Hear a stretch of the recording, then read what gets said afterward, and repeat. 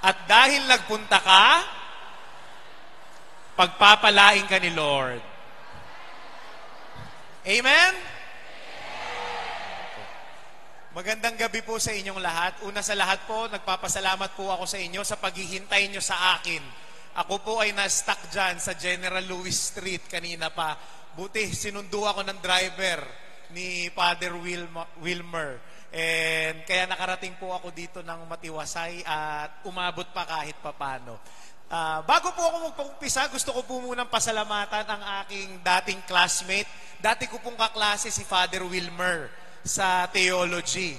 And natatandaan ko 11 years ago, naimbitahan na rin niya ako dito magbigay ng talk nung kami magkaklase pa lang noon sa Loyola School of Theology sa Ateneo. Hindi pa siya pari noon.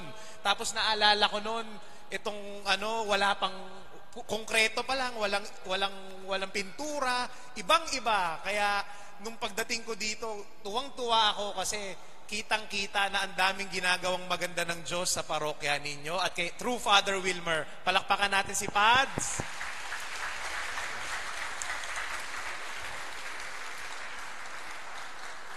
Sige po, mag-uumpisa na po ako. Bago ako mag-umpisa, gusto ko lamang po munang magpakilala sa inyo.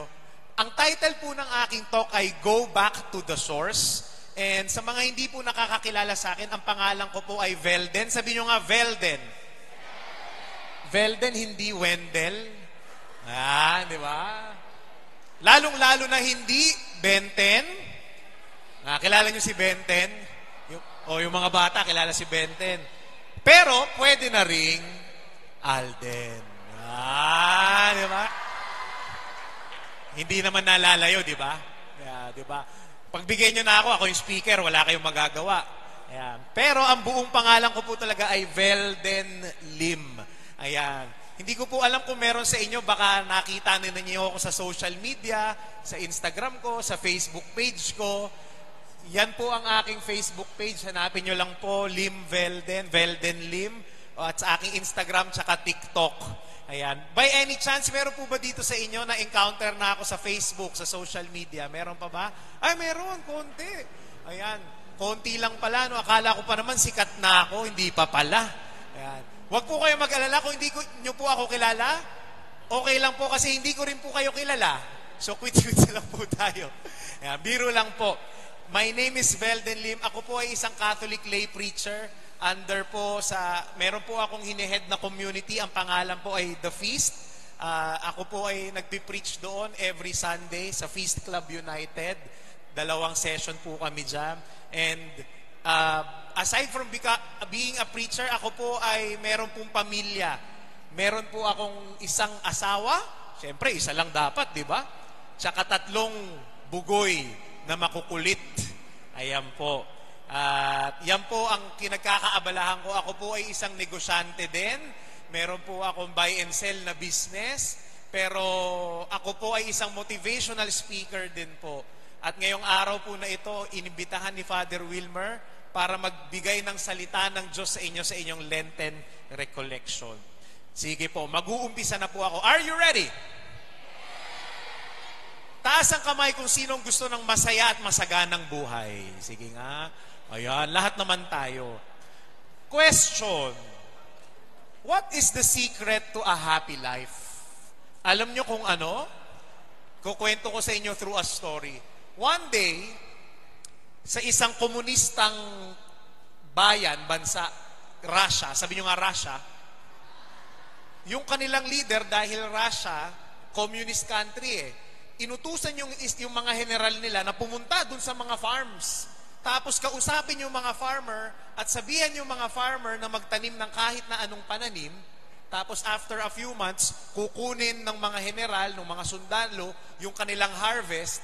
After kunin yung kanilang mga harvest, ipamamahagi sa buong bansa.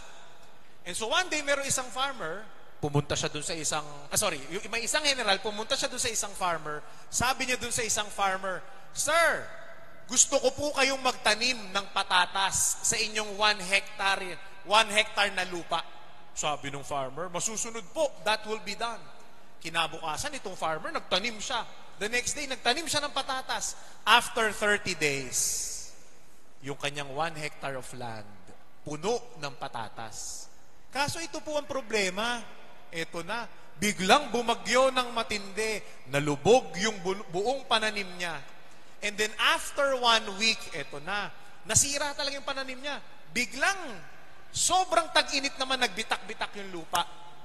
And so, kinakabahan na itong farmer, sa madaling sabi, wala ni isang patatas ang sumulpot, tumubo mula dun sa lupa. So, kinakabahan na ngayon itong farmer, sabi niya, patay ako nito. Anong sasabihin ko dun sa general? Yari ako. Maya-maya, ito na. After a few days, dumating na yung general. Tinanong siya nung general, sabi dun sa farmer, pakinggan yung sasabihin ha. Sabi nung general, Anoski nangyariski sa patataski. Russian eh. Anoski nangyariski sa patataski. What happened to the potatoes? Tinanong niya yung farmer. Sabi ngayon itong farmer, oh sir, the harvest is good. Sobrang ganda po ng harvest. It almost reached the feet of God. Umabot po sa paanan ng Diyos. Napakamot itong general. Sabi nitong general sa kanya, hey, don't you remember, we are in a communist country, Russia. And here in Russia, there is no God. Di nga sila naniniwala sa Diyos, komunista eh. Sabi nung farmer, napangiti siya, sabi niya, exactly my point, sir. No God, no potatoes. Sabihin nyo nga, no God, no potatoes. Alam nyo, marahil itong magsasaka na ito ay nagdadahilan lamang. Pero alam nyo, mayroong wisdom eh. May karunungan doon sa sinasabi niya. Tama, no God, no potatoes. Ibig sabihin, no God, no life to live. No God, no food to eat. No God, no work, no company to work in. No God, no friends and family to love and chat with. No God, no families and friends to cherish. Ibig sabihin, gusto ninyo ng kaligayahan at masaganang buhay, ito po ang totoo. Tanong nyo sa akin ano? No God, no fulfilled and happy life. Naniniwala kayo doon? Kung gusto ninyo ng masaganang buhay, yun ang sikreto ng masayang buhay. Kailangan kasama nyo ang Diyos. You need to go back to the source. Kaya nga napakaganda po. Next slide please. Go back to the source. Kaya napakaganda po ng pinagninilayan natin. Ngayon po ay panahon ng Kwaresma. Sa English, Lent. Sabihin nyo nga Lent. At pag tinignan natin tong word na ito, Lent, ang ganda nito eh. Ibig sabihin, lahat ng meron tayo ay pinahiram lang ng Diyos. Ang buhay na meron tayo, pinahiram lang ng Diyos. Ang tanong ito, ano ang regalo mo kay Lord? Dahil pinahiram sa iyo ng Diyos ang buhay mo. Para sa akin, ang buhay mo, ang kahulugan niyan, dapat ibalik mo din sa Diyos. Because the secret to a happy and fulfilled life is to give it all back to God. Amen? Sabi nga nila, ang buhay natin ay kaloob at regalo ng Diyos. Kung ano ang gagawin mo sa buhay mo, yun naman ang regalo mo sa Kanya pabalik. Amen? Ang tanong ko sa inyo ito, tingnan ninyo yung buhay ninyo. Magandang regalo kaya yan para kay Lord? Sana. Kaya nga ang ganda, pagdating ng Lent, ngayong panahon ng Kwaresma, inaanyayahan tayo ni Lord na bumalik sa Kanya. Naalala ko tuloy itong storya nitong parable of the prodigal son. Familiar kayo?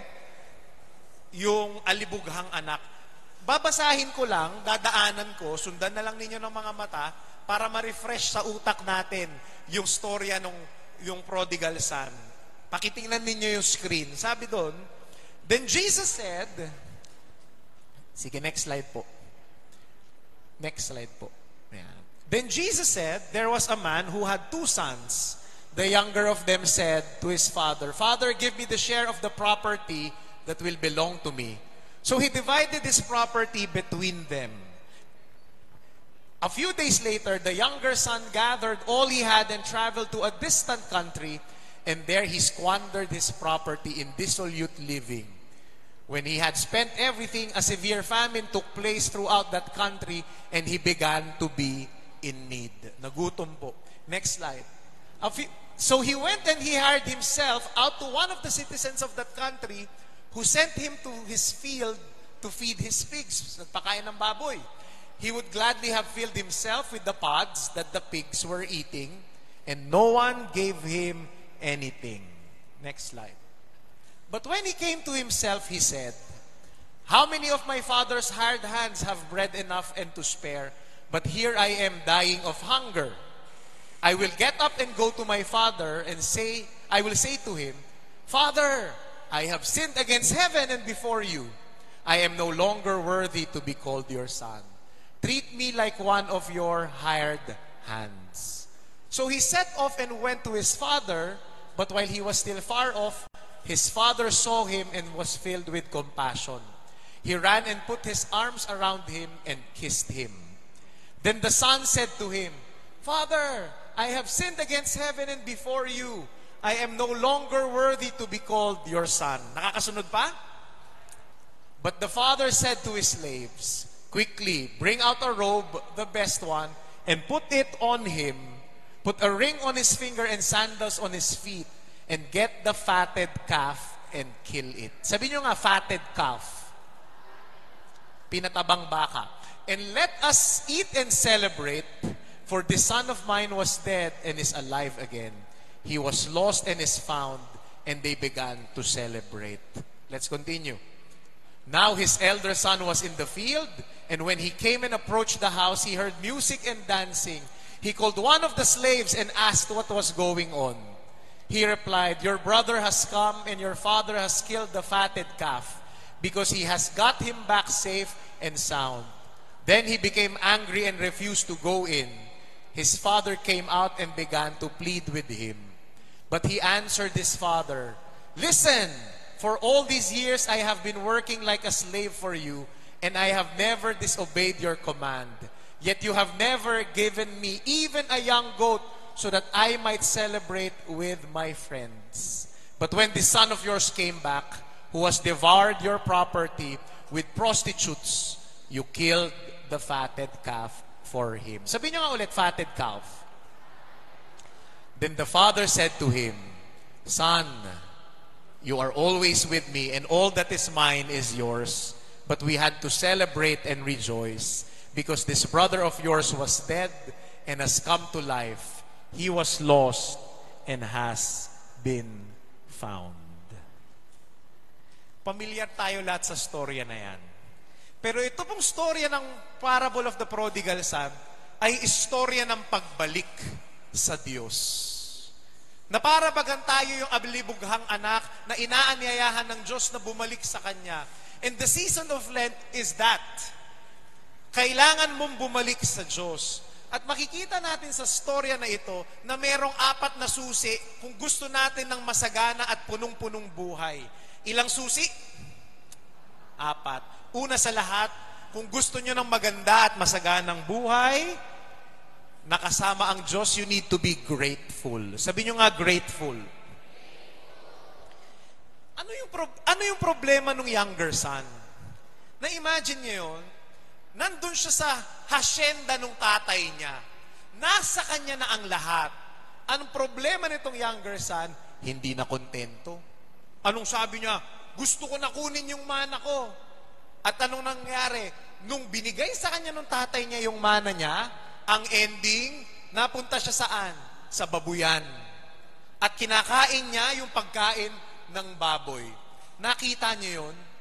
If only nakita niya yung blessings, yung biyaya na nasa harapan niya, di sana ang sarap ng kinakain niya simulat sa pool. Naiintindihan niyo yung sinasabi ko? Ang tanong ko sa inyo ito, meron kayo bang kilalang taong mareklamo?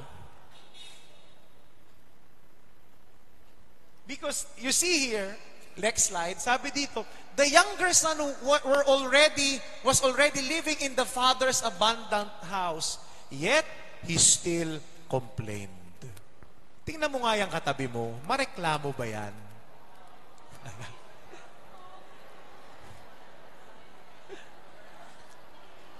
Minsan ganyan tayo. Sino sa inyo, naiinis kayo pag mainit? Taas ang kamay. Di ba, ang hirap, ang init-init na ngayon. Minsan, paglabas natin sa bahay, tingnan nyo ako, paglabas nyo sa bahay, nakita nyo, tirik na tirik ang araw. Anong sabi nyo? Ano ba naman yan? Ang init. Papawisan yung kilikili ko. Di ba? So, anong ginagawa minsan ng Diyos? Kinabukasan, magugulat kayo, umuulan. Paglabas nyo ng bahay nyo, anong sabi nyo? Ano ba yan? Umuulan? Maputik, mababasa yung sapatos ko. Ang hirap, reklamo pa rin. Kaya tuloy ang Diyos, hindi niya alam anong gagawin niya. Minsan sabay, umaaraw, tsaka umuulan. Tama? Anong sinasabi natin? Nakita natin, umaaraw, umuulan. Anong sabi nyo? Ay, umaaraw, umuulan. May kinakasal na? Tikbalang, tingnan nyo yan. Pare-parehas pa kayo. Reklamo pa rin. Ito ang problema. Single ka. May mga single ba dito? Yung mga single, anong sabi? Buti pa yung tikbalang, may love life, ako wala. Reklamo pa rin. Tandaan nyo ito mga kapatid, ha? Next slide. There's no shortage in blessings, only shortage in gratitude. Amen? Hindi po nagkulang ng biyaya ang Panginoon sa atin, katulad dun sa bahay ng ama. Ang problema ito, kulang sa pasasalamat yung younger son. Hindi niya nakita yung biyaya. Minsan ganyan tayo Ang lagi nating hinahanap, yung wala. Amen? Kaya kung gusto ninyo yung iba kasi, Lord, pengi ako ng ganito. Wala pong masamang manghingi sa Diyos ng biyaya. Pero bago po tayo manghingi ng biyaya, tingnan muna natin kung ano yung biyayang nakalatag sa harapan natin. Amen? Kasi alam nyo po, kahit na ano pang blessing ang ibigay ni Lord, kung walang gratitude, feeling mo, hindi ka pa rin blessed. Tama o tama? At itong gusto kong pag-isipan ninyo, ha? Next slide. Basahin natin. Next slide po. The things we complain about today are actually the things we prayed for yesterday. Amen? Bigyan ko kayo ng example. Sino sa inyo dito ang may asawa? Taas ang kamay. Sige. Okay, ito. Be honest, ha? Gusto ko ng honest. Yung honest lang, ha? Sino sa inyo dito ang may reklamo sa asawa? Taas ang kamay. Ayan. O yun, diba? Kung may asawa yung katabi mo, katulad yan, at hindi siya nagtaas ng kamay, ito ang sigurado ko, yung asawa niya may reklamo sa kanya.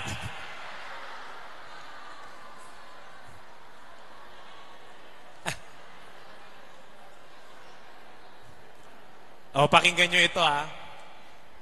Alam nyo, meron po silang study na ginawa.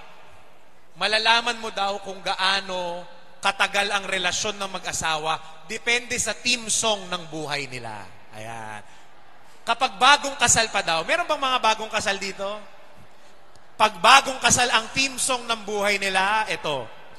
Papuri sa Diyos, papuri sa Diyos. Ang ganda, saya-saya. Honeymoon stage pa. Parang hindi nagkakamali yung asawa. Tama? Ito ang problema. After 1 year, 2 years, 3 years, nag-iiba ang theme song. Ang theme song, alam nyo kung ano na? Panginoon, maawa ka. Diba? Pero ito, malalaman mo, kapag 10 years, 20 years na mag-asawa, pag iba na yung team song. Alam nyo anong team song nila? Tanong nyo sa akin, ano? Kunin mo, O Diyos, at tanggapin mo. Gusto mo na mamatay, sinusoli mo na kay Lord. Ganyan tayo. Pero gusto kong alalahanin ninyo, naalala nyo nung dalaga pa kayo? Diba? 30 ka na, anong sabi mo? Lord, nandun ka sa dulo ng simbahan. Nagnunubi na ka pa, nagro-rosaryo ka, Lord, 30 na ako, sana magka-boyfriend na ako, di bali nang hindi gwapo, di bali nang hindi mayaman, di bali nang hindi matalino, basta lalaki, pwede na.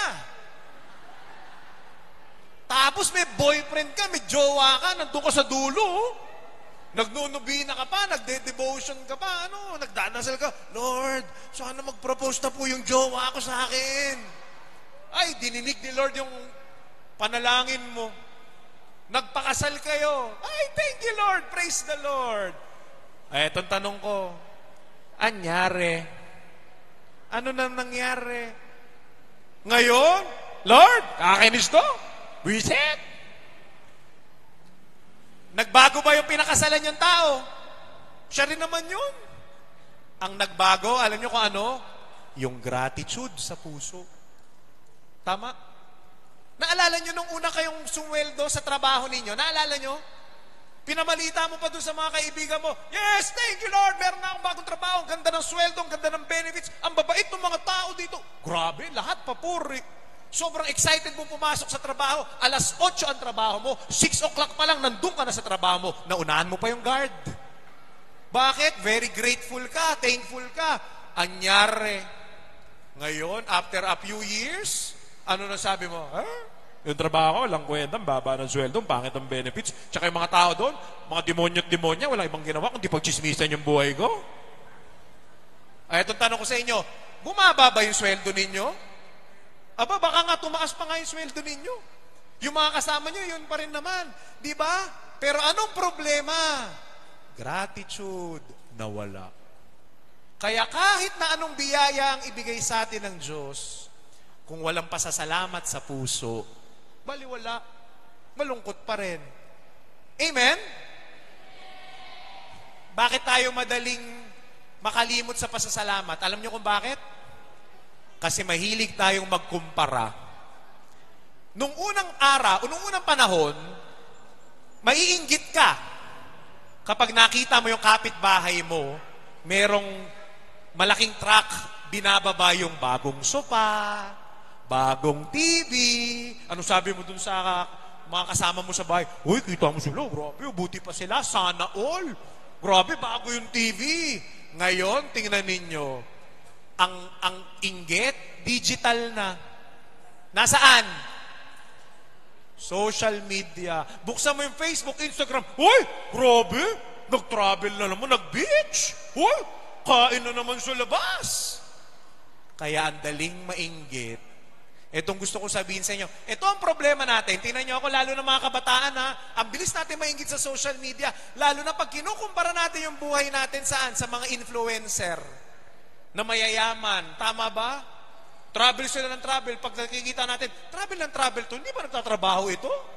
O kaya nakita mo yung kaibigan mo, grabe ang sosyal, ang mamahalin ng kape, Starbucks. Itong gustong sabihin sa inyo ha, tandaan nyo, ang tao, ang pinupost lang niya sa social media, yung highlights. Tama? Kapag maganda yung pinuhantahan, ipopost niya. Pero yung mga taong kinaiingitan mo, tandaan mo, hindi naman sila araw-araw nagtatravel. Hindi naman sila araw-araw nag-i-Starbucks. Yung mga taong kinaiingitan mo, umiinom din ng 3-in-1 yan. Parang ikaw, nakakatikim ka din naman paminsan-minsan ng mamahalin na restaurant. Di ba? Minsan nakakatikim ka din ng konting travel, konting beach. Di ba? Pero anong problema? Kinukumpara mo yung behind the scenes, yung ordinaryong araw-araw, pang-araw-araw mo na buhay. Saan? Sa highlight ng buhay ng ibang tao. Kaya ang tendency natin, naiinggit, at pag nainggit ka na, mawawala na yung pasasalamat at gratitude sa puso. Naiintindihan niyo yung sinasabi ko? Tapikin mo yung katabi mo, lakasan mo yung, sabihin mo sa kanya, magpasalamat ka.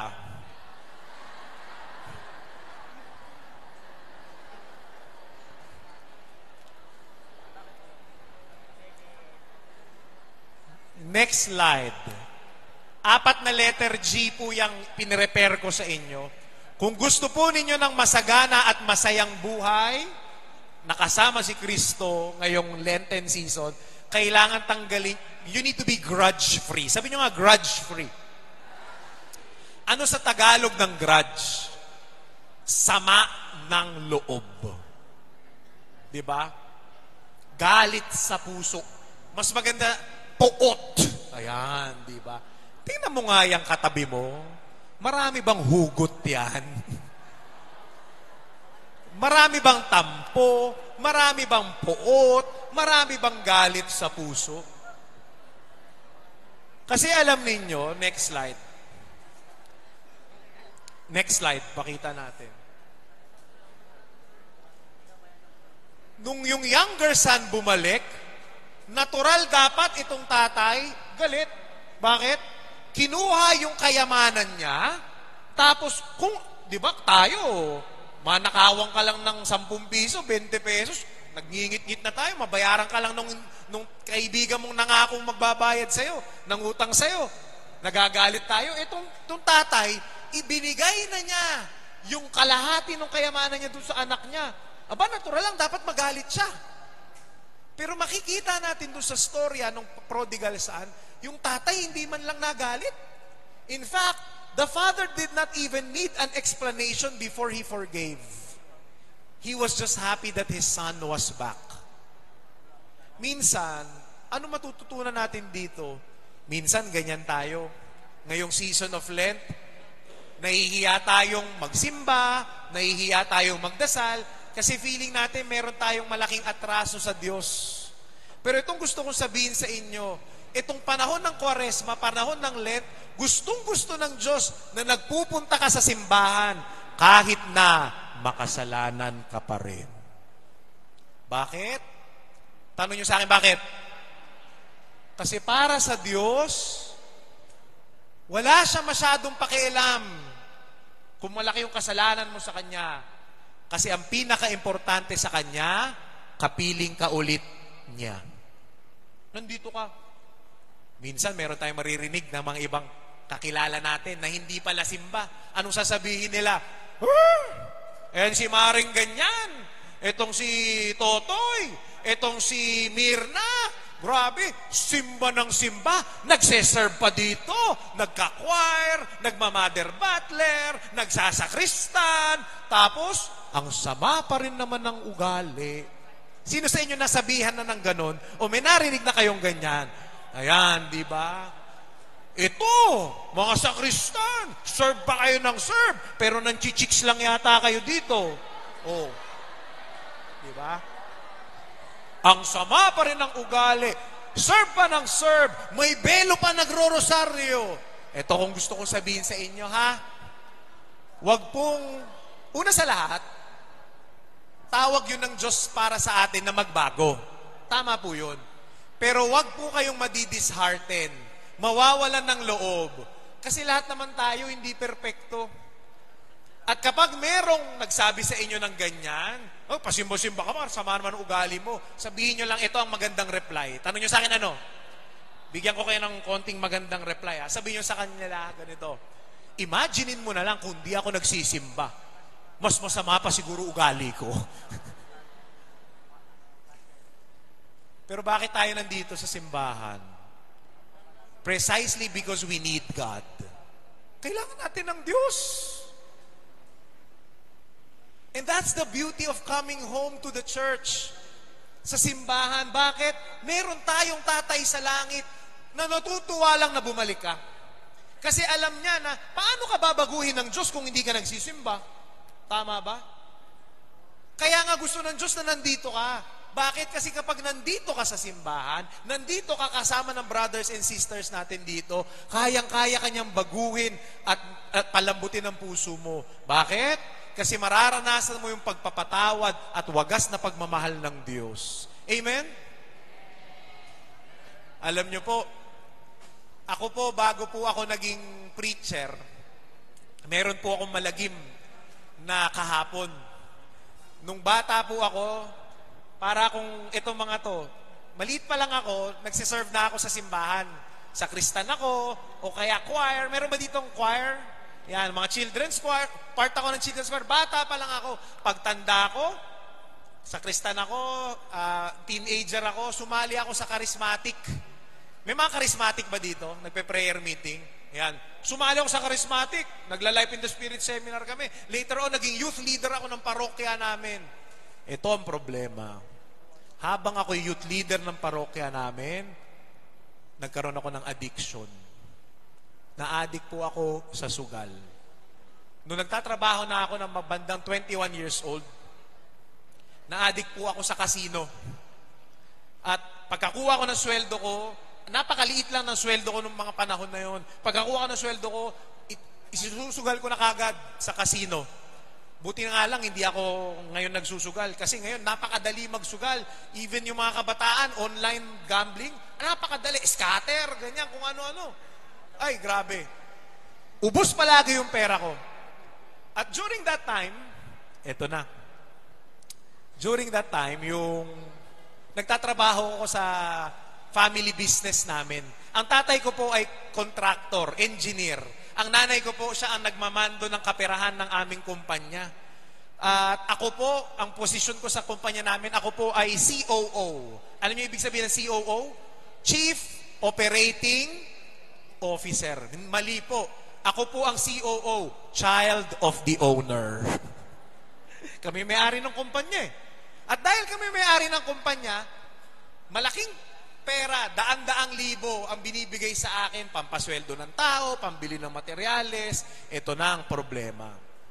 3 years into my gambling addiction, ubus na lahat ng pera ko.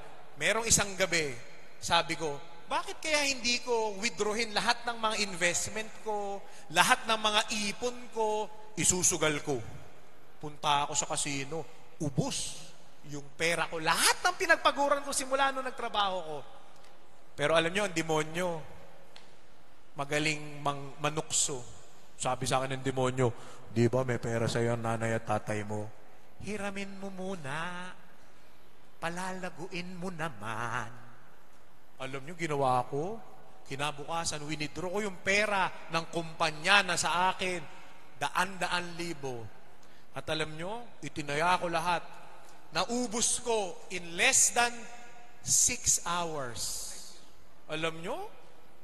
I was down to my last 500 peso chip. Nandun ako, ang nilalaro ko, bakarat. Yung parang lucky nine, nandun ako. Nasa harapan ako ng dealer, alam nyo? For the first time in my gambling career, nagdasal ako sa Diyos. Ay, mahirap po gawin yun. Imagine niyo, nasa gitna ako ng kasalanan, ang pinagdarasal ko ganito, Lord, i-bless niyo po yung kasalanan ko. Kakahiya yun ha. But I was so desperate. Desperado ako. Nilagay ko yung 500 peso chip. Tapos sabi ko, Lord, please lang, panalunin niyo lang to. Mabawi ko lang po yung pera ng nanay at tatay ko. Titigil na po ako ng pagsusugal. Habang buhay. Alam mo si Malupiton? Ganyan. Diba? Kasi ilang beses ko nang dinasal yun. But that moment, sabi ko, ayoko na talaga, Lord. Promise, it was a sincere prayer. Alam nyo, naniwala ko, Lord, alam ko, isi-save nyo ako. Babalik nyo, pera na kasi ng nanay at tatay ko yun eh. Yung pera ko, okay lang, sanay na akong walang pera. Sanay na akong sinusugal yung pera ko. Pero yung pera ng nanay at tatay ko, yari ako nun. Alam nyo, pag labas ng baraha, talo si Brother Belden. Alam nyo, paglabas ng baraha, iyak talaga ako. Hiyang-hiya ako dun sa harapan ng dealer. Kasi para akong timang dun. Iyak ako ng iyak. Wala namang taong umiiyak sa kasino. Pero alam nyo, pagsakay ko sa sasakyan, sa kotse namin, nagdadrive ako pa uwi ng bahay, alas 5:30 ng madaling araw yon. Ang nasa likod ng utak ko, paano ko to i-explain sa nanay at tatay ko? Patay ako nito. So while I was there, hindi ako makatulog sa kama ko. Sabi ko, Lord, patay ako nito. Hindi ko alam kung paano ko to sasabihin sa nanay at tatay ko. Please help me. Maya-maya, pumasok yung nanay ko. Nakita ako sa kwarto. Sabi sa akin, alam mo yun, nakita niya ako umiiyak. Ganyan ang mga nanay eh. Nakita lang umiiyak ang anak. Walang tanong-tanong. Yayakapin ka agad ang anak. Tama, mga nanay? Kasi nararamdaman niyo yung pain. Nakita ko na nanay ko, sabi na nanay ko, anak, ano nangyari sa'yo? Bakit ka umiiyak? Tapos kinuwento ko sa kanya, Mami, hindi po ninyo to alam. 3 taon na po ako nagsusugal. Nalulung ako sa casino. And tonight is the worst night of my life. Kasi yung perang ipinagkatiwala nyo sa akin, na ipatalo ko sa casino. Alam nyo, at that moment, kilala ko yung nanay ko eh. Nanay ko, nung bata ako, talagang pag may kalokohan akong ginawa, papaluin ako niyan. Ini-expect ko yung nanay ko, tatalakan ako. Kasi ganyan ang mga nanay, di ba? Ang nanay, hindi sila ang ilaw ng tahanan, sila ang radyo ng tahanan. Di ba? Ang daldal niyang mga nanay. Yung ganun yung nanay ko, alam ko tatalakan ako niyan. Pero that night, I was met with God's mercy. Nagulat ako yung nanay ko, alam nyo, imbis na talakan ako, pagalitan ako, ang ginawa ng nanay ko, niyakap ako mahigpit, nakiiyak sa akin, at alam niyo sabi niya sa akin, anak, di bali na yung pera, kikitain natin ulit yan ng daddy mo, kaya natin gawa ng paraan yan, pero ang mahalaga, ikaw. Bakit mo nagawa yan? Bakit mo nagawa yan? Kilala kita, mabuti kang bata. Ang bait-bait mo. Bakit mo nagawa yan? Alam mo? Alam nyo? Iyak ako ng iyak noon. Niyakap ko yung nanay ko.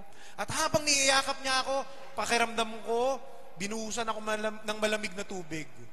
Feeling ko, ang Diyos mismo ang yumayakap sa akin. Bakit? I was like that younger son, the prodigal son, na imbis na pagalitan ng tatay, niyakap. Anong ginawa? Binigyan ng tsinelas, ng ring, binigyan ng robe, at nagpapiesta pa yung tatay niya. Ganun na ganun yung pakiramdam ko sa nanay ko. Bakit? Kasi kinabukasan, dito ako nagulat. Pinatawad ako ng nanay ko, pero dito ako nagulat. Galing sa kwarto, may bit-bit na bundles ng pera, at iniabot sa akin. Sabi niya, Belden, bumili ka ulit ng materyales, pampasweldo ng mga tao, pero this time, baguhin mo na ang ugali mo. Tigil mo na yung sugal. Alam niyo, ang dating sa akin noon, hindi lang ako pinatawad ng nanay ko, nagtiwala siya sa kabutihan kong muli. Now, why am I sharing this to you? I'm proud to say, after that, talagang never na akong bumalik ulit sa casino. Bakit? Dahil tinagpo ako ng pagpapatawad, pagmamahal, at mercy, at habag ng Diyos sa pamamagitan ng nanay ko. Sige, palakpakan natin ang Panginoon.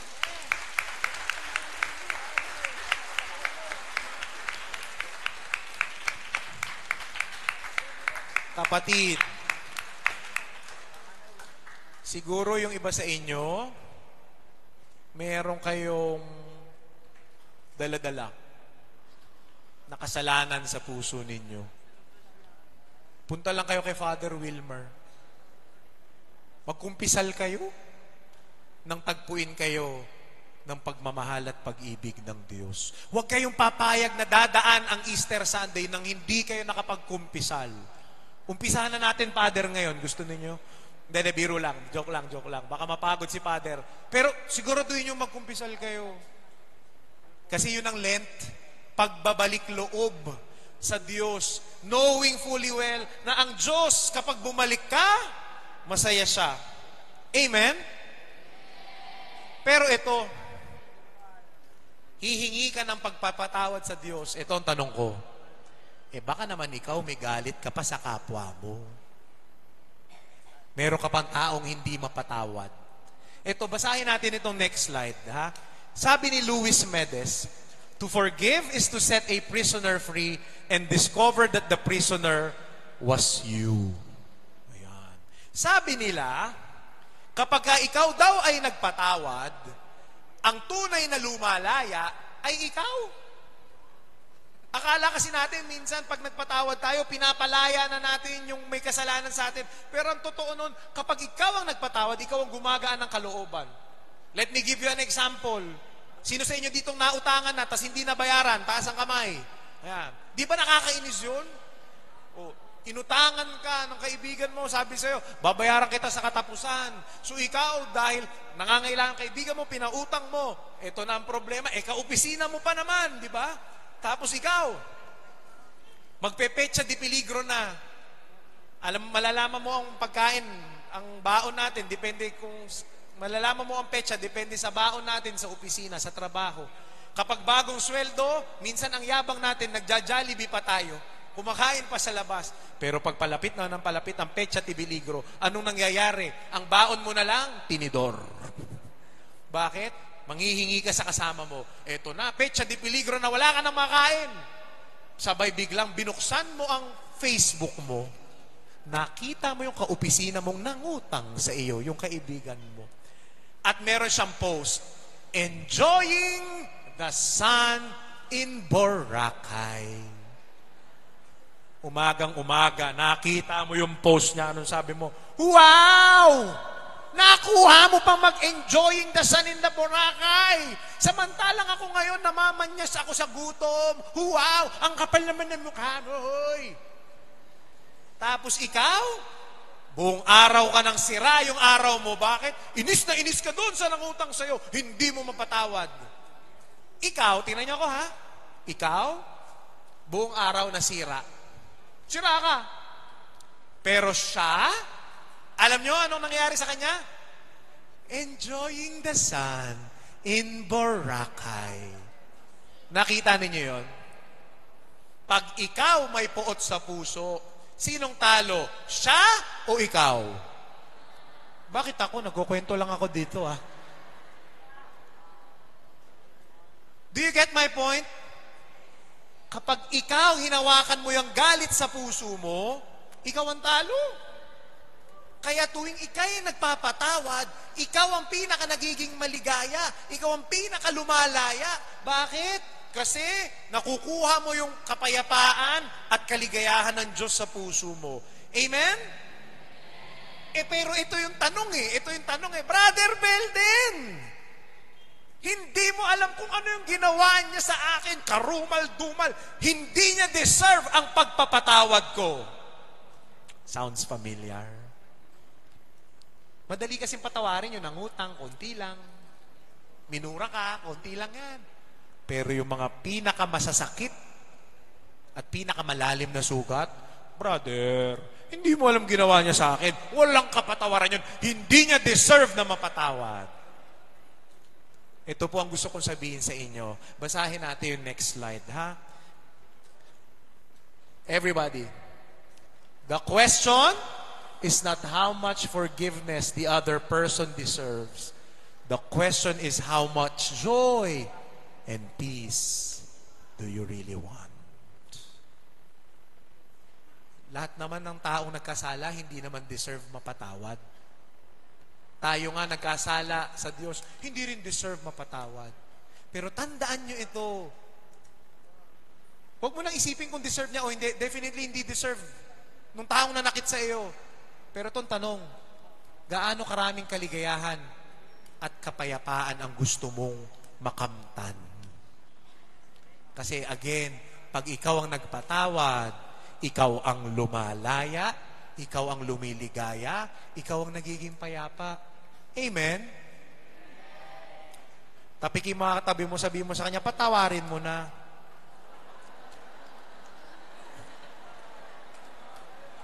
Alam mo yung sinong sinasabi ko? Kilala nyo yung dapat nyong patawarin ngayong panahon ng Kwaresma. Next slide. Bakit natin kailangan magpatawad? Sabi ni Paul Boese, forgiveness does not change the past, but it enlarges the future. Tama? Pansinin ninyo, kapag meron kang kaaway, lumilit ang mundo mo. Tuwing Pasko na nga lang pag reunion eh. Di ba? Ay, ako pumunta sa reunion. Diyan yung tita kong pakialamera ng buhay ko.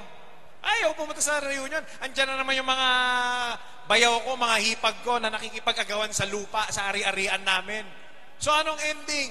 Hindi ka na lang pupunta ng reunion. Ang ending, malit mundo mo.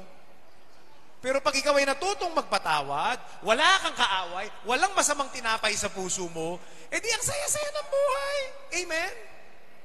Kaya ang pinakatalo sa lahat, yung maraming puot. Alam nyo, tinan mo nga yung katabi mo, farmer ba yan? Bakit farmer? Tanong nyo sa akin, bakit? Mapagtanim ng sama ng loob.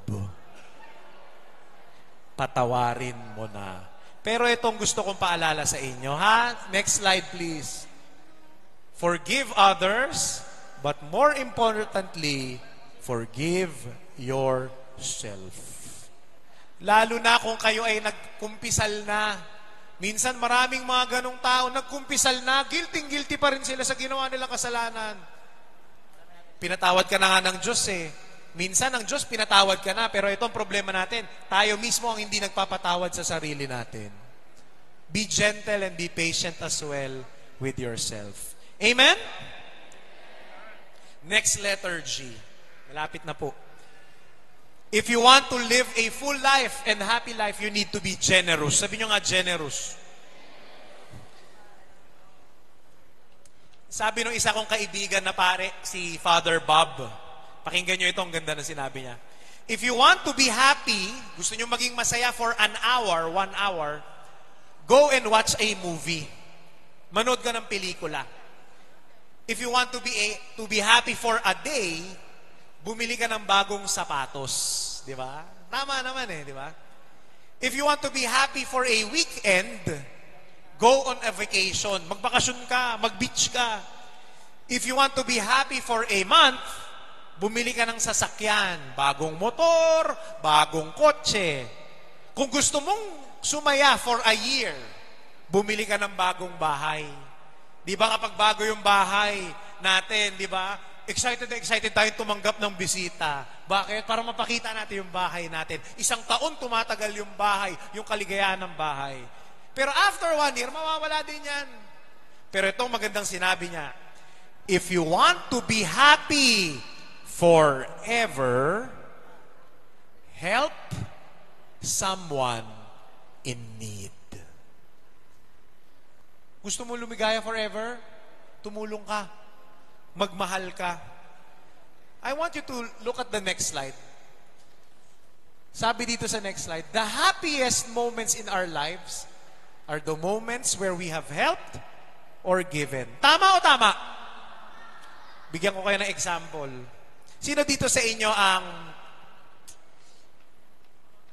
nagpaaral kayo ng kapatid, pamangkin, pinsan, someone na hindi ninyo anak? Taas ang kamay. Meron ba dito? Nagpaaral ng kapatid, pinsan, pamangkin, lolo, tawag dito, apo, lolo. Ba't itong papaaralin lolo? Di ba? Tingnan nyo ito. Pag tinignan nyo sa graduation, di ba ang saya-saya nung nung gumraduate? Di ba? Yes, graduate! Di ba? Pero alam nyo kung sino ang pinakamasaya sa lahat? Tanong nyo sa akin, sino? Yung nagpaaral. Bakit? Nandun siya sa dulo, habang siya nakangiti, in graduate, yung nandun nagpaaral, umiyak. Sa wakas! 10 taon sa college yan, sa wakas gumraduate din. Yung nagpaaral, lalo na kung ikaw ay ate, o kaya kuya, sa wakas gumraduate na yung kapatid ko. Hindi ko masagot-sagot yung boyfriend ko kasi hindi ako makapagpakasal kasi pinapaaral ko yung kapatid ko. Ilang milk tea ang tiniis ko, ilang damit ang hindi ko binili, ilang travel ang hindi ko sinamahan kasi kailangan kong magtabi para dun sa pagpapaaral nung kapatid ko. Sila yung pinakamasaya. Ang dami kong mga ganong kaibigan. Pero alam mo, pag tinanong ko sa kanila, kung uulitin ang buhay nyo, papaaralin mo pa rin ba yung kapatid mo, pamangkin mo, pinsan mo? At ang lagat ng sagot nila, oo. Oo. Bakit? Ganun talaga. Kapag tumutulong ka, nagmamahal ka, ibinabalik ng Diyos sa iyong kasiyahan, kagalakan. Amen? Kasi ganun ng Diyos, tinatawag niya tayong magmahal at magbigay. Ayan. Pero itong gusto kong sabihin sa inyo, tandaan niyo ito, next slide. Kapag nagbigay ka, dapat umaray ka. Kasi hindi ka patunay na nagbibigay hanggat hindi ka pa umaaray. Ganun talaga pag nagmahal ka eh. Inconvenient. Tama o tama? Sa mga nanay at sa mga nanay dito, nung pinapalaki ninyo yung mga anak ninyo, di ba baby pa, Diba, habang baby pa, antok ka, puyat na puyat ka, pero kailangan mong buwangan para magpalit ng diaper, magpalit ng, magtimpla ng dede. Diba? Gusto nyo ba yon?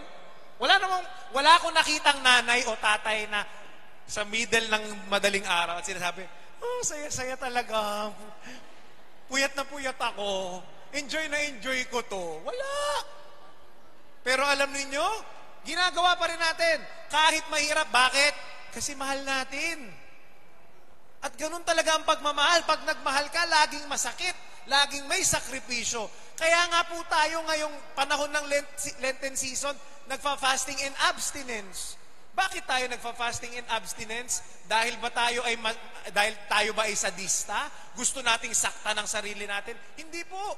Kaya tayo nagfa-fasting and abstinence para tayo po ay magsakripisyo. Para po tayo ay magkaroon ng bunga. Kaya nga ang kapartner ng fasting, prayer and almsgiving. Kapag ka nag-fast ka, nagsakripisyo ka, may karampatang pagmamahal sa dulo. Sino sa inyo dito nakasakay na ng jeep? Taas ang kamay. Di ba? Di ba kapag sumakay tayo ng jeep, ang nakakainis sa lahat, yung binudol ka ng konduktor. Sabi nung barker, oh, kasya pa yan, 10 yan, 10. Siyam na yung nakaupo. Pag upo mong ganyan, yung upo mo, pangkalahati lang eh. Yung kalahating pisngi lang ng puwet. Di ba? Kaya ikaw talagang parang lugi Yung bayad ko naman kompleto, pero yung upo ko kalahating puwet lang. Pero tingnan nyo ito. Pagka nakisuyo ka, pwede po bang umusog? Yung shaman, nagiging 10. Bakit? Kasi lahat ng mga katabi mo, biglang pinaliit yung puwet nila. Tapos maya-maya, biglang yung 1/2 na puwet mo, 3/4 na yung kasya. Bakit? Kasi nagsakripisyo yung iba. Bakit ka magsasakripisyo? Para magmahal, para magbigay, para tumulong sa iba. Kasi kung nagsasakripisyo ka lang, hindi ako kakain ng baka, hindi ako kakain ng baboy, buong Lent, grabe yung sakripisyo ko. Pero ang sakit mo naman magsalita, abay kumain ka na lang ng isang buong baka, isang buong baboy. Kesa naman sa masungit ka. Naintindihan niyo sinasabi ko? Be generous with your help, with your time, with your love. Amen? Yeah. Bakit? Because your role is to bless others. Blessing you is God's problem. Next slide. Yan. Hindi ko na ikukwento yan kasi wala na tayong oras. Next slide po. Yan. Tandaan niyo po ito, just help, just serve, just love. And be surprised with God, what God can do. Kasi ito pong paniniwala ko. Ang Diyos, tingnan niyo ako ha. Pag nagbigay ka, hindi bulag ang Diyos. Kita niya ang kabutihan na binigay mo, ginawa mo. At ibabalik yan sa'yo ng Diyos ng siksik, liglig at umaapaw. Hindi ko alam kung paanong paraan, pero ganun palagi ang Diyos. Sa mga tao sa inyo dito, simulat sa pool pa lang, ang dami nyo nang tinutulungan. Pansinin ninyo, parang hindi naman kayo nauubusan ng pera ng pantulong. Merong utang, pero hindi kayo pinababayaan ng Diyos. Bakit? Next slide. Because your role is to bless others. Next slide po.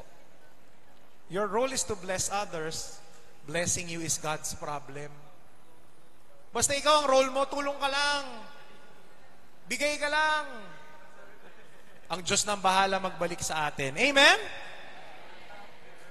Last but not the least, gusto ninyo masaganang buhay? You need to have grace. Sabi niyo nga, grace. Ayan. Balik tayo dun sa prodigal son. Naalala niyo yung prodigal son? Meron 2 anak. Ang usually, pinag-uusapan natin yung younger son. Kasi pasaway, nilustay yung pera ng tatay niya, tapos pinatawad ng tatay niya. Pero alam nyo, may magandang anggulo kasi yung elder son, nung bumalik yung kapatid niya, nagselos, nagalit. sa tatay niya. Bakit? Kasi nagpa-party yung tatay niya. Pinapatay yung pinakamatabang baka para dun sa kapatid niya. Pero gusto kong balikan natin yung verses kasi ang ganda nung batuhan nila ng linya. Pang maalaala mo kaya, ha? Ire-reenact natin, ha? Tingnan natin. Nung bumalik siya, sabi dito, tatagalugin ko, ha? Kunwari, imagine niyo yung tatay tsaka yung elder son nag-uusap. Sabi niya doon, but he answered his father, listen, for all these years I have been working like a slave for you, and I have never disobeyed your command. Yet you have never given me even a young goat so that I might celebrate with my friends. Next slide. But when the son of yours came back, who has devoured your property with prostitutes, you killed the fatted calf for him. O, balik natin dun sa Luke 15:29. Tatagalugin ko para mas maintindihan natin yung gravity. Pag tinagalog natin, mas maganda eh.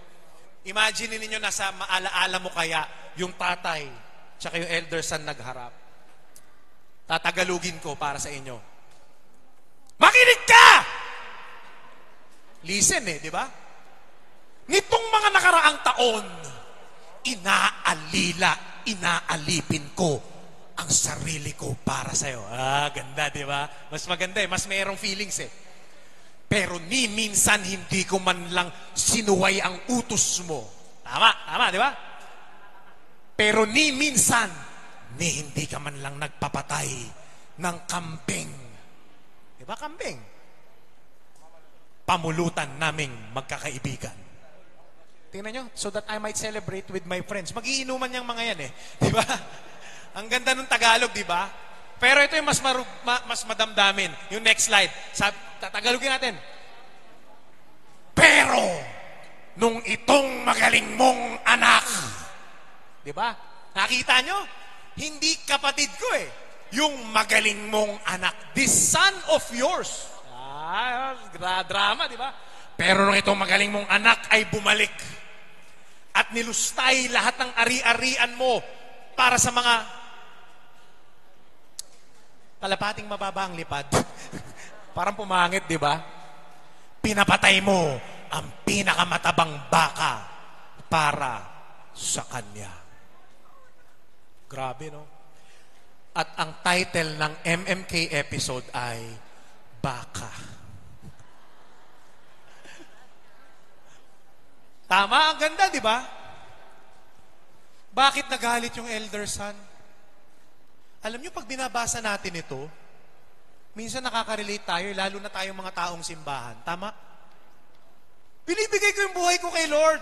Every week nagsisimba ako. Minsan nga, more than once a week ako nagsisimba. Nagro-rosaryo ako, nagdarasal ako, nagno-novena ako, nagsuserve pa ako sa choir, sa kristan, nagma-mother butler pa ako, lector, commentator, nagkakarismatic pa yung iba, nagpe-prayer meeting.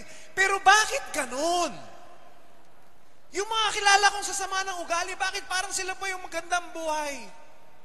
Bakit sila, ang sarap ng buhay nila, samantalang ako ang pangit ng buhay ko? At masasabi natin minsan kay Lord, bakit ganun, Lord? It's unfair. Sino nakaka-relate sa sinasabi ko? Sa elder son, taas nga ang kamay. Minsan napapatanong tayo ng ganyan. At wala pong masamang magtanong yan. Sapagkat tayo'y tao lamang. Pero itong gusto kong tingnan ninyo, ha? Tingnan ninyo yung sagot ng tatay. Sabi ng tatay. Next slide. Then the father said to him, Son, you are always with me, and all that is mine is yours. Sabihin nyo ngayon, all that is mine is yours. Tingnan nyo ako, ha? Tingnan nyo ako lahat. Naalala nyo nung umpisa, yung younger son lumapit sa tatay niya, kinuha yung share niya. Ilan silang magkapatid? 2. Kinuha yung share niya. So yung kalahati napunta dun sa younger son. Nilustay nung younger son. Yung kalahati nasa tatay. Ibig sabihin, lahat ng ari-arian na natitira sa tatay, Kanino yun, nung share na yun? Dun sa panganay. Kaya anong sabi nung tatay? Anak! Andito ka lang sa tabi ko eh. Lahat ng sa akin ay iyo. Nagigits yun? Nagtatampo yung elder son. Bakit? Ang sinasabi niya, unfair ka, daddy. Bakit? Nandito ako, nagtatrabaho ako, inaalila ko yung sarili ko. Bakit hindi mo ako binigyan man lang ng kambing, ng manok man lang? But what is the father saying? Ang sinasabi ng tatay, anak! Hindi mo kailangan manghingi. Why? Because everything I have is yours. Hindi mo kailangan manghingi, anak. Gusto mo ng kambing, magpakatay ka ng kambing. Gusto mo ng baka, magpakatay ka ng baka. Gusto mo ng manok, magpakatay ka ng manok. Gusto mo ng Yakult, kumuha ka sa ref. Bakit Yakult? Wala lang. Masarap yung Yakult eh. Trip ko. Bakit ba? Because everything I have is yours. Now look at me, brothers and sisters. Marami sa ating ganyan na nagsisilbi sa Diyos. Tinutuos, kinukwenta natin ang Diyos. Lord, bakit hindi mo ako binibless? Binibigay ko yung oras ko sa iyo Sumusunod ako sa lahat ng mga gusto mo Nagsaserve pa ako dito sa simbahan. Grabe yung binibigay ko sa iyo. Bakit hindi mo ako pinagpapala? But God the Father is telling you right now, hindi mo kailangan bilhin yung pagpapala. Hindi mo kailangan bilhin yung pagmamahal ko.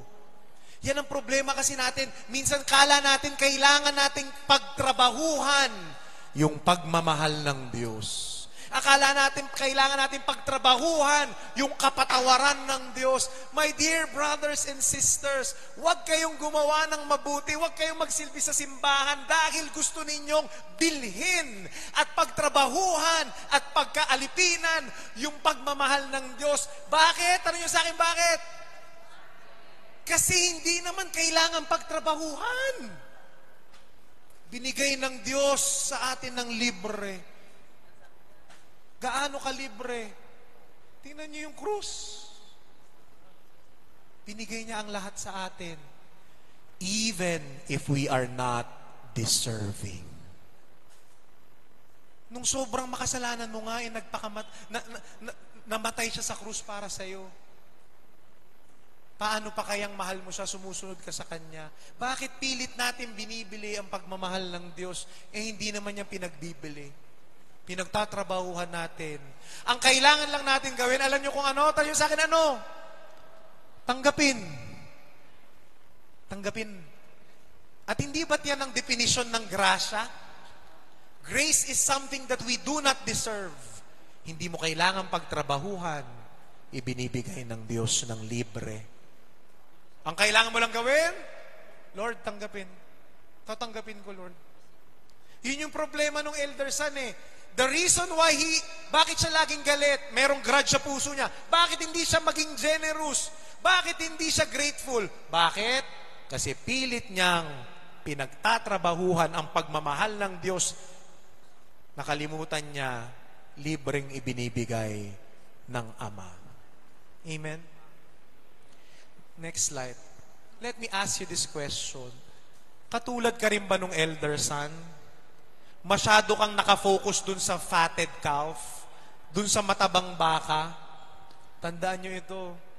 You already have the Father's love. What are you still looking for? Why are you still looking for the fatted calf? Ito ang tanong ko sa inyo. Minsan kasi, ine-equate natin yung pagmamahal ng Diyos sa biyayang hinihiling natin sa Kanya. Tama? Ano bang mas mahalaga sa atin? Yung biyaya o yung tagabigay ng biyaya? Sa English, what is more important? The blessing or the blesser? And the Father, in the story of the prodigal son, is telling us, mas mahalaga yung presensya ng tatay. Because if you have the blesser, if you have the Father in heaven, everything He has is yours. Amen? Kaya tapikin mo katabi mo, sabi mo sa kanya, everything he has is yours. So stop grabbing, next slide. Stop grabbing what you think you deserve. Start receiving what grace gives. Why? Because, next slide, everything the Father has is already yours. Amen? Let me end with one last story. Ready pa kayo? Okay pa kayo? May natututunan? I hope the Lord is speaking to you tonight. Pero nung isang kaibigan pare, itago na lang natin sa pangalang Father Lloyd. Hindi si Father Wilmer ito ibang kaibigan kong pare. Itong si Father Lloyd, nung lumalaki siya, dalawa silang magkapatid, yung ate niya tsaka siya. Nakatira sila sa probinsya, at iginapang sila ng nanay niya makatapos ng pag-aaral. Ito ang problema, yung ate niya sobrang talino. Simula kindergarten hanggang college, first honor, valedictorian, cum laude, magna cum laude. Ganun, kagaling. Tapos, alam niyo yung typical na mga Pilipino, yung, di ba, tayo mga Pilipino, pag pumasok ka sa bahay ng Pilipino, pagdating sa sala, yung pader nung sala, punong-puno ng medalya, awards, diploma. Ngayon, yung bahay nila, Father Lloyd, pag pumasok ka sa bahay nila, yung sala nila punong-puno ng medal, awards, diploma, certificate ng ate niya. Lahat, buong pader. Si Father Lloyd, isa lang ang nakasabit dun sa pader. Alam niyo kung ano? Tanong niyo sa akin ano? Loyalty Award. Buti na lang, dun siya pinasok ng nanay niya sa isang school. Kundi, wala nakasabit dun. So lumalaki ito si Father Lloyd, ang buong paniwala niya, wala akong kwenta. Di ako magaling. Gusto niya palaging may patunayan sa buhay niya. Ito pa ang problema. Pagka-graduate niya ng high school, nung magka-college na siya, pumasok siya sa seminaryo. At alam niyo po, ewan ko kung mag-a-agree sa akin dito si Father Wilmer. Sabi lang ito ng kaibigan ko si Father Lloyd. Usually daw kasi, kapag kayo mga magkukumare na magkakapit bahay, nagkukwentuhan, yung anak mo anong kukunin? Depende sa kanilang profession. Depende dun sa bata, sasabihin nila kung okay o hindi yung profession. For example, kapag mare, itong anak ko, mag-aabogado, ito magdodoktor, ito mag-i-engineer, ito mag-a-arkitekto, okay yan, ito mag-a-IT. Ngayon, yung mga kumari niya, usually ang sinasabi pala ganito, kapag gwapo at nalaman nila nagpare, ang sasabihin nila, ay sayang, gwapo pa naman, bakit mo pinagpare? Ganyan. O kaya pag matalino, ay sayang, bakit mo pinagpare? Sana pinagdoktor mo na lang o pinag-abogado. Eto na. Nung yung nanay niya pinapamalita doon sa mga kumare niya, ito si Lloyd. Pumasok ng seminaryo, magpapare. Sabi ng mga kumare, ng kanyang mami, sabi, ay, bagay nga siya sa seminaryo. So talaga siya, talagang parang feeling niya, second class citizen siya. Eto na, naging pare si Father Lloyd. And after a time, nag-aral ng masters, ganda. Nag-aral ng doctorate, nag-PhD siya, alam niyo kung saan? Sa Europe. Pumunta siya sa Europe, nag-PhD siya ng kanyang theology. At pagdating niya dun sa theology niya, nag-PhD siya, kumukuha siyang doctorate degree, highest honors yung nakuha niya. Alam niyo, pagkakuha ni Father Lloyd nung kanyang diploma at saka nung kanyang certificate na highest honors, sa eroplano pa lang, alam niyo, hindi niya nilagay sa maleta, hinand carry niya. Bakit niya hinand carry? Sabi niya, sa wakas, papakita ko to kay mama, sa wakas, magiging proud na sa akin yung nanay ko. Finally. True enough. Pagkalapag ng eroplano, bit niya yung kanyang certificate at diploma with highest honors, dumiretso siya sa probinsya. Pagdating niya dun sa bahay, pagbukas ng pinto, sabi niya, Nanay! Nanay! Nandito na po ang inyong anak! Tapos pinakita niya yung kanyang diploma. Sabi niya, Nay! Gumraduate po ako with highest honors sa aking doctorate degree. Sa wakas, magiging proud na kayo sa akin. Alam niyo, sabi ng nanay niya, binatukan siya. Poink. Sabi niya, tumigil ka nga.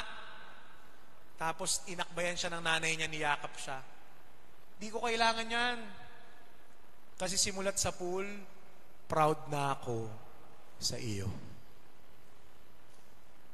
Sige, palakpakan natin si Lord.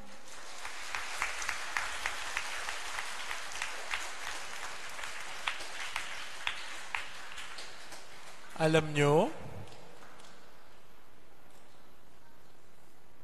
mangilid-ngilid yung luha niya doon.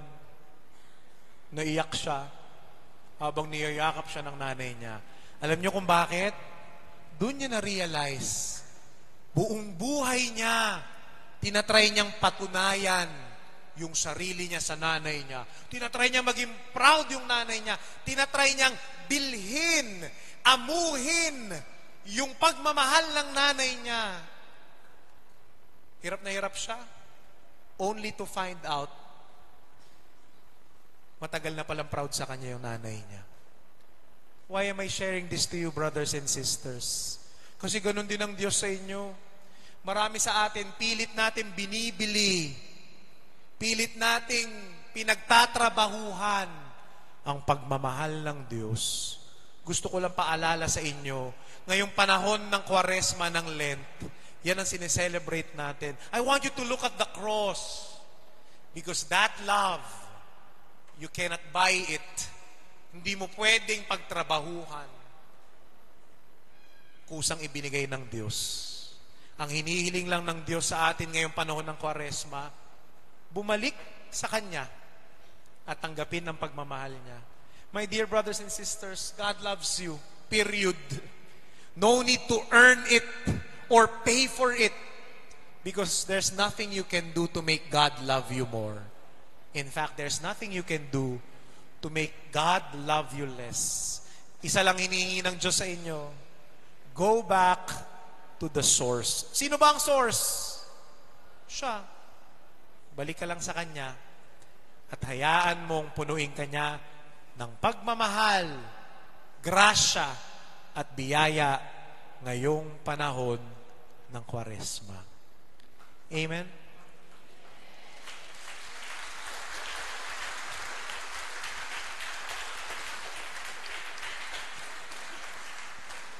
Bago po ako magtapos, gusto ko lang po kayong invite, kung hindi pa po ninyo nagagawa, paki-like naman ang aking mga Facebook account, ang aking Facebook page. Yung Facebook page ko po may 500,000 followers. Yung Instagram po, mga 20+ thousand followers. You can follow me on Instagram. Sa TikTok din po, meron din po akong TikTok. Or sa YouTube, if you want to have inspiring, godly messages. And kung meron po kayong tanong, message na lang po ako and I will reply to you. Kung meron po kayong picture ng mga nakuha nyo dito at pinost po ninyo, huwag po kayong mahiya. Pakitag na lang din po ako. Ma-appreciate ko po yun. Pero bago po ako magtapos, meron lang isang kahilingan. Tanong nyo sa akin ano? Pwede ko po ba kayong pagdasal? Sige po. Can I invite you to close your eyes, bow down your heads? Let me pray for you. In the name of the Father, and of the Son, and of the Holy Spirit. Amen. Father in heaven, maraming salamat po sa araw na ito. We are here, Lord, sa gitna po ng panahon ng Kwaresma. Pinapaalala sa amin, Panginoon, na ang buhay namin ay hiram lamang. It's lent from you. Pinahiram mo lang. Kaya Panginoon, may we live our best lives para po maibalik namin sa inyo ang lahat ng kabutihan at biyayang ipinagkaloob mo sa amin. Tonight, Father, may we become like the younger son. Naway hindi kami mahiyang bumalik sa iyo. Kahit feeling namin hindi kami karapat-dapat sa pagmamahal at grasya at biyaya mo. We also pray for you, Lord, that you give us a grateful heart, a generous heart, a grudge-free heart. And more importantly, O Lord, may we receive your love. Yung pagmamahal mo, Panginoon, na hindi namin kailangan kitain, pagtrabahuhan. Yung pagmamahal mo na kailangan lang namin tanggapin. Kasi kusa kang nagmamahal. May we always go back to you. Especially ngayong panahon ng Lenten season. Panginoon, alam ko po kung anong pinagdarasal, ang pinakamalalim na dasal at desires sa puso ng mga kaibigan ko dito na naririto. Yung iba sa kanila, Panginoon, kailangan ng tulong financially, tulong sa pera, pambayad sa utang. Yung iba sa kanila, kailangan ng kagalingan, healing. Kailangan ng kagalingan ng mga mahal nila sa buhay. Yung iba sa kanila, Panginoon, napapagod na. Nagsasawa na manghingi sa inyo kasi feeling nila, Panginoon, hindi ka nakikinig. Magpatotoo kayo sa kanila ngayon. Remind them, Lord, that you are the provider, you are the healer, and you control everything. And so, Lord, today, fill us with hope that no matter what happens, gaano man kahirap ang buhay, palaging nandyan ang pagmamahal mo at grasya mo para sa amin. And Lord, we pray that we become like you, generous, grateful, forgiving, and gracious. Lahat ng ito'y dinarasal namin sa ngalan ng iyong anak na si Jesus. Amen. Sa ngalan ng Ama, ng Anak, ng Espiritu Santo. Amen. Tapikin mo yung katabi mo, sabihin mo sa kanya, go back to the source. Maraming salamat po, Father Wilmer. Maraming salamat po sa lahat ng parishioners po ninyo. God bless you. Have a great night. Okay, so maraming salamat sa kay Brother Belden, ang aking kaklase. So thank you, brother. So muli po, ako po ay nagpapasalamat sa inyong lahat sa inyong pakikiisa ngayong gabi. Meron po tayong merienda sa labas, sa inyong paglabas. Meron po tayong lugaw, sponsored by our Hermano Mayor, Konsehal Joseph Bisaya. Meron din pong miswa, sponsored by Ate Roslyn. So marami pong salamat sa inyong lahat. Ingat po sa pag-uwi. God bless you.